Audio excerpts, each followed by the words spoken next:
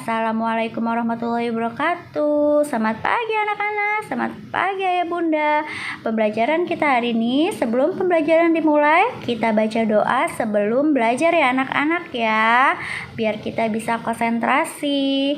Pembelajaran dimulai, yuk kita sama-sama baca doa bersama-sama. Bismillahirrahmanirrahim. Raditu billahi rabba wa bi islami dinna wa bi muhammadin nabiyya wa rasula. Rabbi zidni ilman warzuqni fahman. Sebelum pembelajaran dimulai, yuk kita persiapkan buku serta alat tulisnya ya. Hari ini kelas 3 SD tema 2 menyayangi tumbuhan dan hewan, subtema 2 manfaat hewan bagi kehidupan manusia, pembelajaran 6. Yuk kita persiapkan buku serta alat tulisnya ya anak-anak. Pelajaran 6. Hari ini ayo membaca nih anak-anak. Hari ini Beni ingin bercerita tentang dongeng yang pernah dibacanya. Beni terkenal pandai bercerita di antara teman-temannya. Ia bercerita tentang kuda dan keledai. Kuda dan keledai adalah hewan yang digunakan untuk mengangkut beban, juga sering digunakan untuk alat transportasi. Apakah kalian ingin tahu ceritanya? Nah, kita baca dongeng ya bersama ibu. Simak di layar kaca.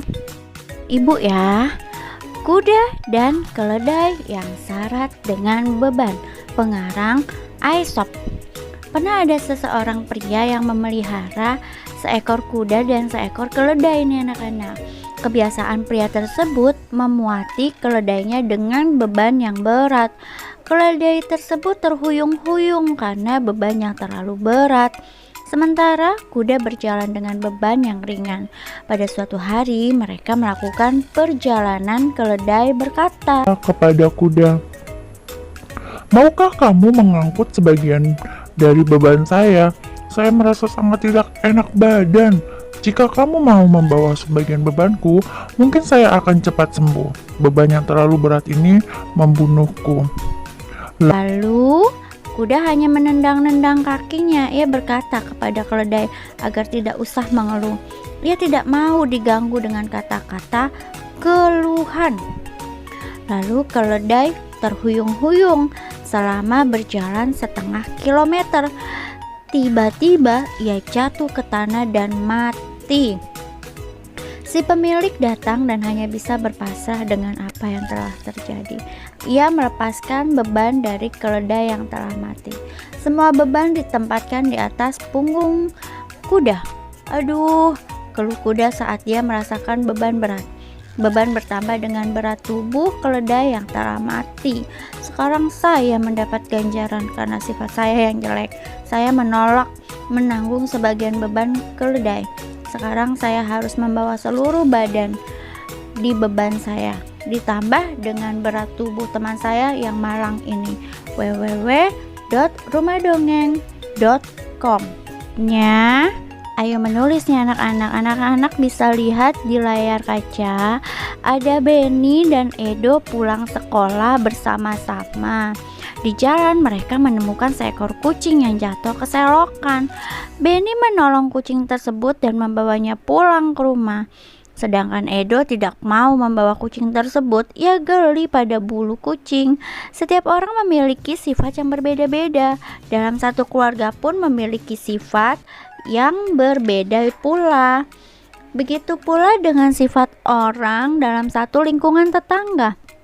Di lingkungan sekitar rumahmu ada banyak tetangga. Setiap tetangga memiliki sifatnya masing-masing.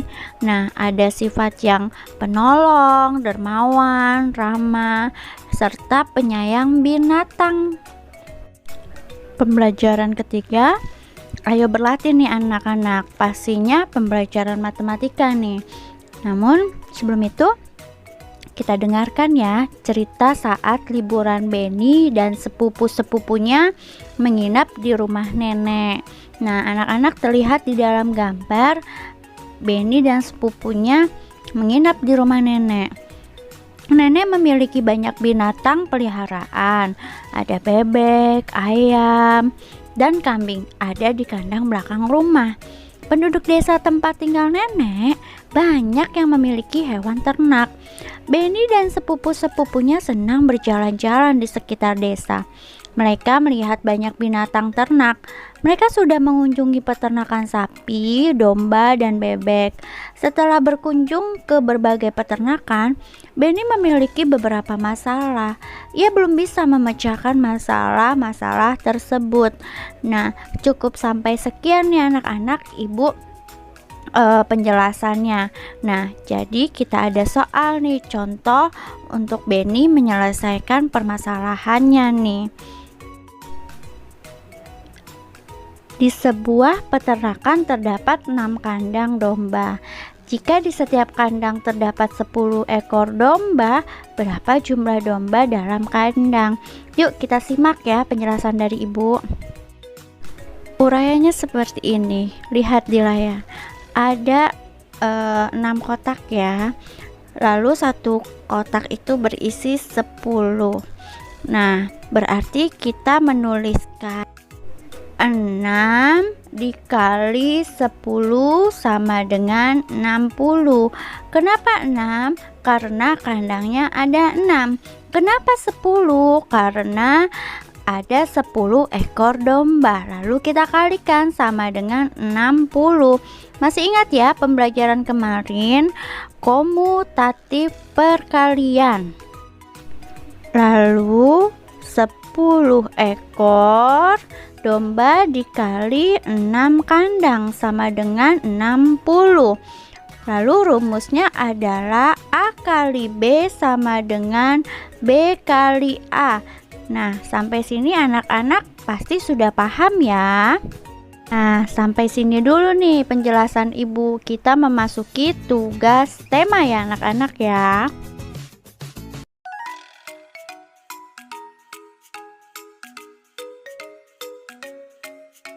Pertama bahasa Indonesia nih anak-anak. Anak-anak bisa lihat di halaman 97. Susunlah kata-kata di bawah ini sehingga menjadi sebuah pesan moral yang terdapat pada dongeng yang tadi Ibu sudah bacakan di awal pembelajaran ya. Lalu yang kedua, PPKN ya anak-anak. Anak-anak bisa tulislah orang yang memiliki sifat-sifat berikut ini nih. Ada penolong, dermawan, ramah, penyayang binatang, lucu. Nah, anak-anak bisa membuat kalimat dari yang tadi Ibu tuliskan di buku siswa halaman 100 ya. 3 halaman 103 nih anak-anak. Tugasnya matematika. Anak-anak bisa membaca di buku siswa halaman 103 yang nomor 2 ya, karena nomor 1 tadi Ibu sudah mengisinya. Lalu masuki halaman 104 serta 105.